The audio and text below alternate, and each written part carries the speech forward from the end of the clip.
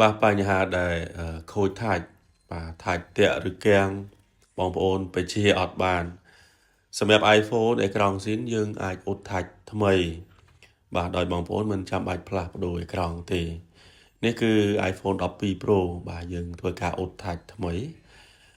បន្ទាប់នេះគឺបាទតាក់ទងនឹងការឡើង G បាទតេជន់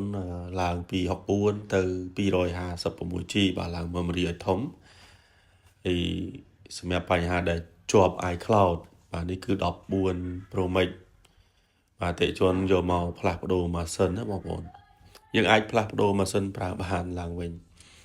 13 Pro Max បញ្ហាដែលខូចថ្មបាទផ្លាស់ប្ដូរប្រភេទថ្មស៊ីនលើមពះហើយនឹងដូរកញ្ចក់ខ្នងបាទនេះបញ្ហាប៉ោងបាទខូចថ្មហើយនឹងខូចកាមេរ៉ាបាទហើយបញ្ហាដែលខូចថ្មដែរបាទ12 Pro Max អតិជនក៏ផ្លាស់ប្ដូរទូស៊ីនដែរ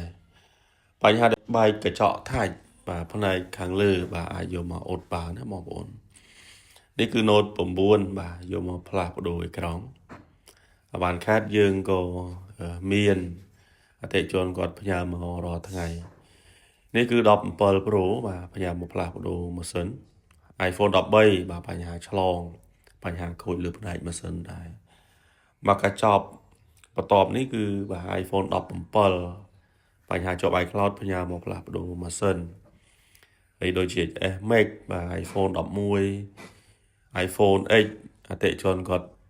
យកមកឡើងស៊េរី